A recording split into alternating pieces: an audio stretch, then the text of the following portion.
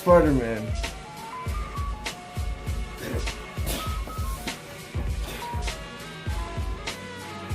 Hello folks, this is me, Lady Commentary here, and today I'm reviewing SpiderMan Homecoming. And it was pretty good. It was just a standard Marvel like Doctor Strange. It felt like the old classic Spider-Man movies, which I love. The original Spider-Man 2 is the best Spider-Man movie, but it's like this beat it, in my opinion. This movie really didn't do anything special. It sort of felt like a sitcom, sort of, because even the scenes without Spider-Man were still really good. The movie was really good. Like, it's just a standard Marvel. Like, it didn't think so fantastic or amazing, but in the Spider-Man series, it's done something pretty good. It's still kind of cheesy. Some moments are kind of cheesy. I'll get to that later. But this is still a really, really good Spider-Man movie. It has a good story. The fun of a teenager playing a teenager. Now plays as an adult. Tobey Maguire is still a really good Spider-Man, and he's been my favorite Spider-Man for a while. But I'm starting to like Tom Holland now. You know, see that one movie. I'm still starting to like Tom Holland. He's a really good Spider-Man. He's still geeky. He's not like geeky as Tobey Maguire is, and Spider-Man is known for being a nerd. But I feel like Tobey Maguire does the geekiness better. But still, Tom Holland's a really good Spider-Man. He's such an amazing Spider-Man in this movie. I will get to the story. It really didn't focus on the Uncle Ben or the Green Goblin in this main movie, because that's kind of what every Spider-Man movie has always kind of went to Green Goblin and Uncle Ben's death. Uncle Ben was never even mentioned in this movie. That felt kind of stupid to me. I would like if they at least would have mentioned Uncle Ben. That would have felt kind of stupid to me. But it probably happened a while back, so you know it was happening. But still, this is still a really good movie. And let me compare it to other Spider-Man, since you know how the amazing ones are. I'll get to my opinion later, but let's get into the review.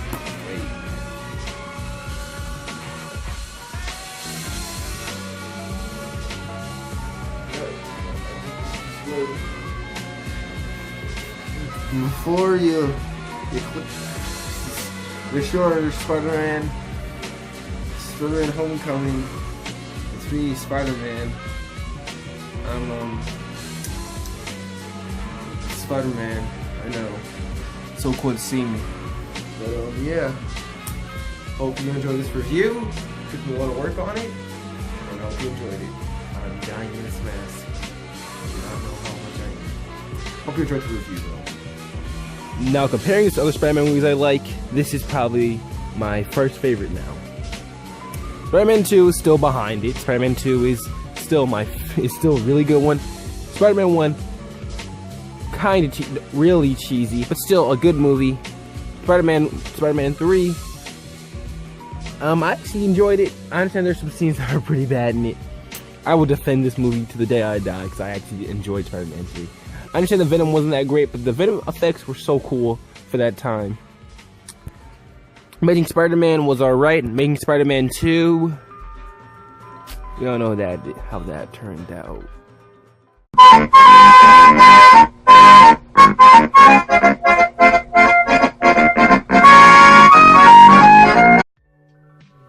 Yeah, that movie was pretty crappy. But we're not going to talk about this movie right now. Let's get on to the characters and other stuff. But the movie isn't as crappy as my editing. Dun-dun-dun. I'm sorry for that joke. I'm gonna stop now. But Tom Holland's Spider-Man, I think, did a really good Spider-Man, a different reinterpretation. It took a lot of stuff from the Ultimate Comics. If you don't know, Ultimate Comics are more of a different revamp of the Spider-Man character. And the Ultimate Spider-Man had, well, it really wasn't him that changed. It was more of his backstory, and a whole bunch of characters around him changed. Like, his best friend was taken from the Ultimate Comics, and sort of a mixture or an amalgamation of different characters too.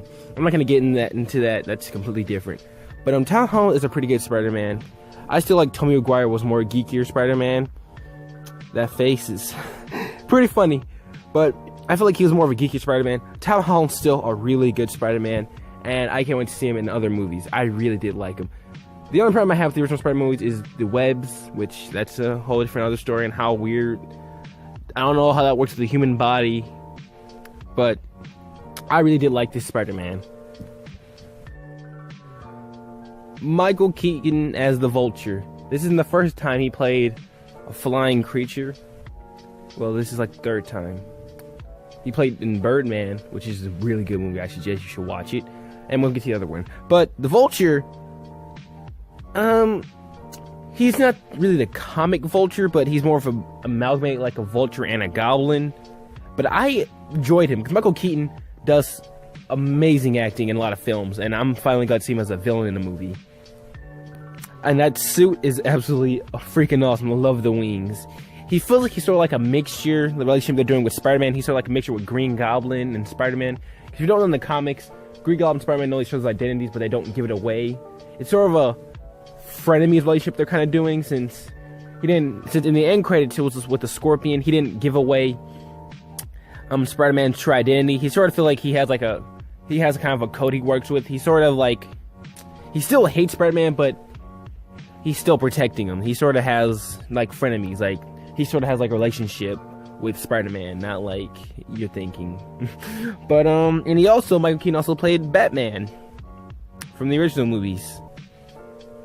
That's still one of the best Batmans. I'll one day review that movie, one day. But let's get to the next character. This more isn't a character, this is sort of a plot analysis too.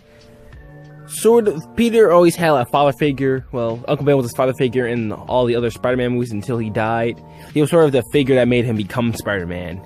And Uncle Ben was never even mentioned in this movie, which I'm kind of disappointed. I understand they didn't do the origin stuff, like we already know everything about Spider-Man.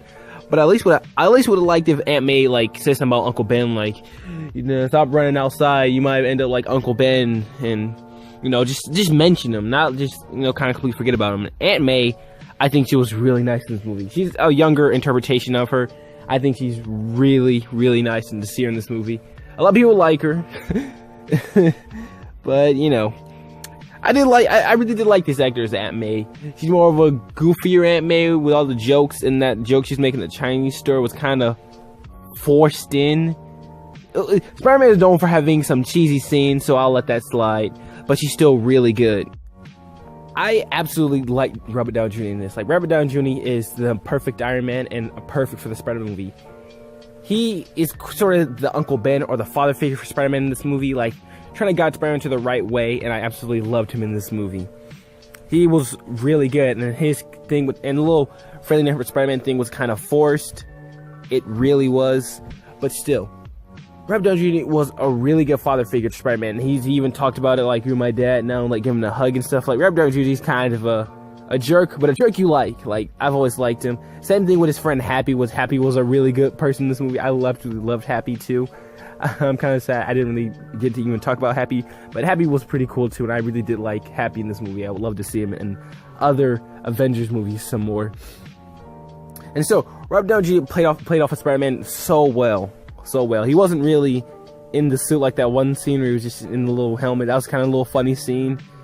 And I absolutely love that new Iron Man suit. It's so cool. Speaking of new Iron Man suits, throw that one away. Look, he has another one for Infinity War. Looks more comic accurate, I would say. But that's for 2018, where I review Infinity War.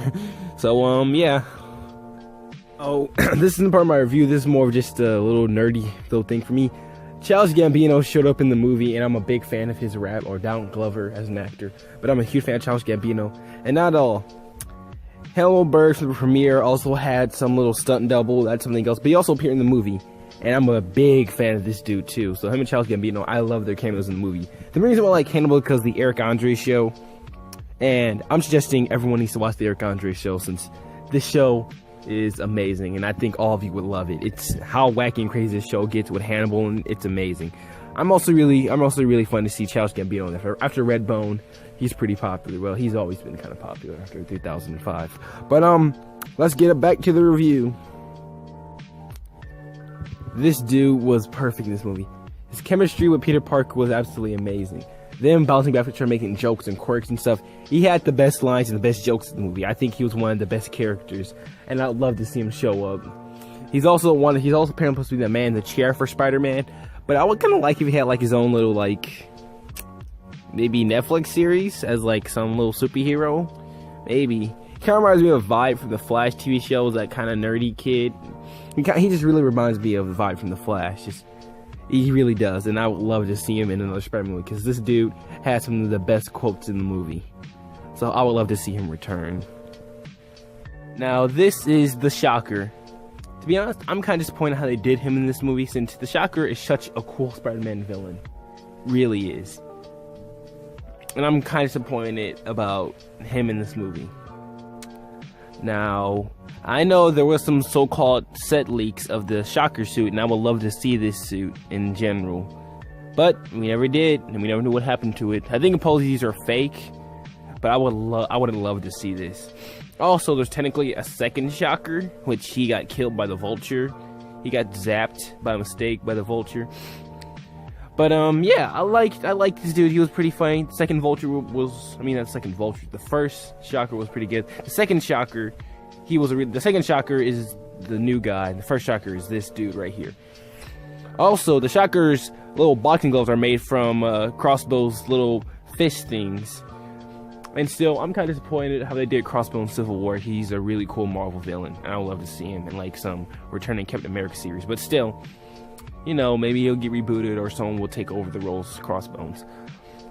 But I really didn't like Shocker in this movie. He was just a standard villain, but I would like the original Shocker some more, since he kind of reminded me of the Shocker from the comics some more. But still, I would love to see this dude some more, since he's gonna be the new Shocker. I would love to see him with a second fist too, not just one.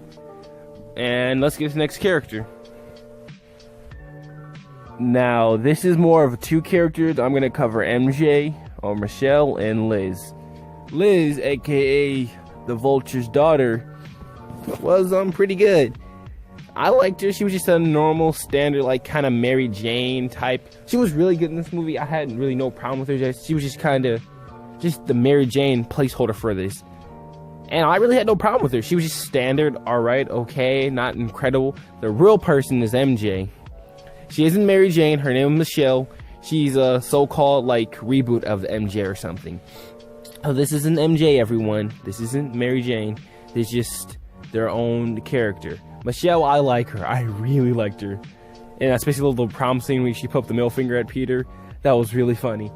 She was, like, a goth girl, sort of. But I really liked her. I'm kind of surprised that this actor would do this performance, since she's not really known for being this edgy or this weird. And I still really liked her too. Like, her, Spider-Man, and Peter's best friend, I would love to see them just hanging out in Spider-Man 2, because they have the best chemistry in this movie. And I would love to see her more, because she's really, really good in this movie. And I want to see her more. She feels like a love interest to Peter Parker, and I'm pretty sure she might be Peter Parker's girlfriend until he meets MJ or something. So I guess she's sort of the Mary Jane placeholder for now. This isn't Mary Jane, everyone. I'll talk about that later.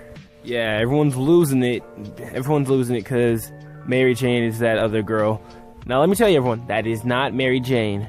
She's an original Marvel character from the Marvel Universe. Completely different character.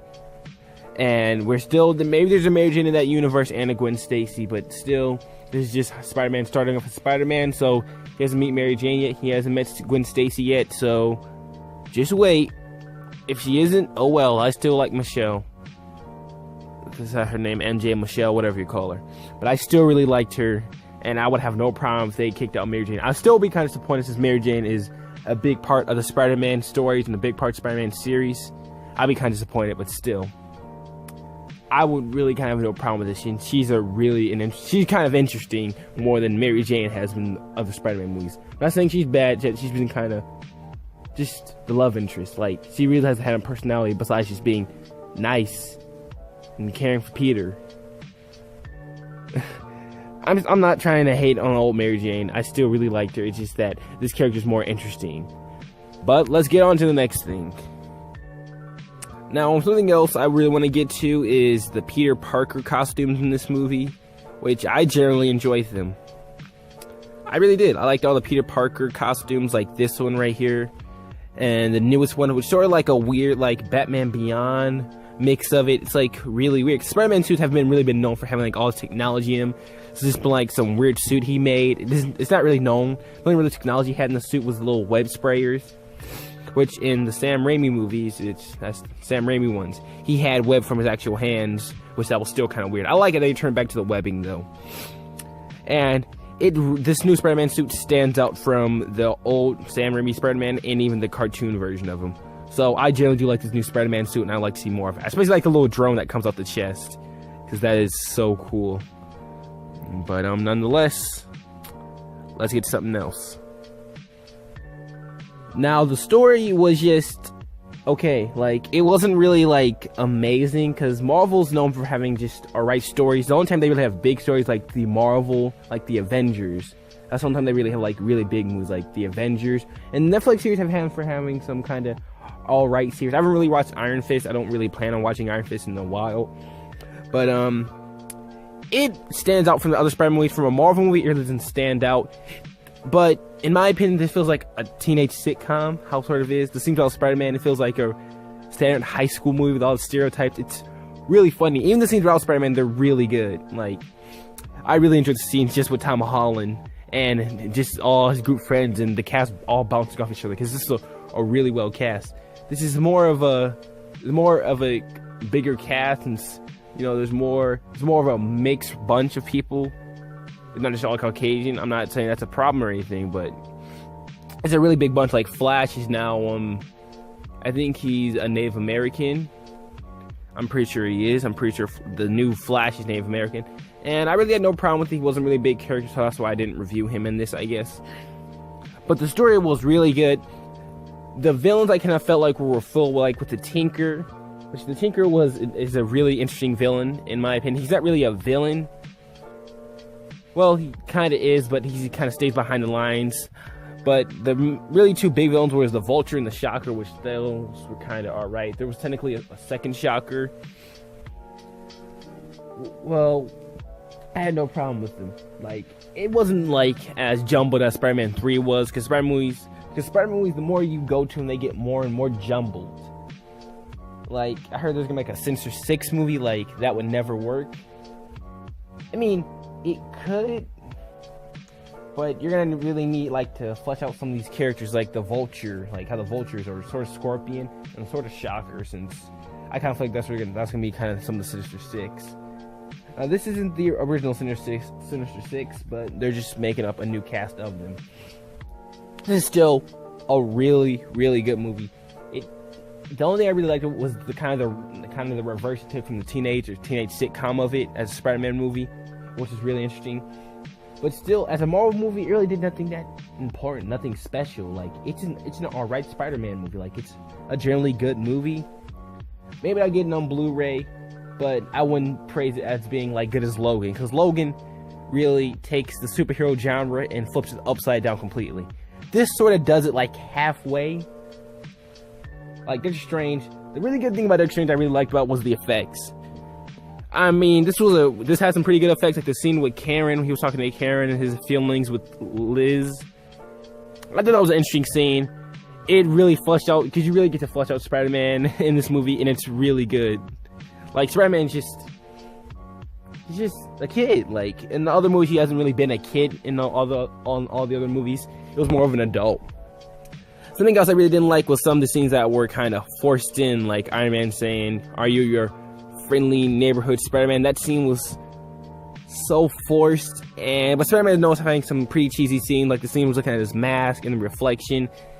That was kind of cheesy, but it only had really two cheesy scenes, so I wouldn't say that they're that bad. They're kind of funny, and I like how Rob Downey kind of played it off. So this was a really good movie. And if you're still on that Spider-Man, if you want to see some more Spider-Man content, I will show you this little clip real quick, and I'll tell you the name of it. So let's get into the cool little clip.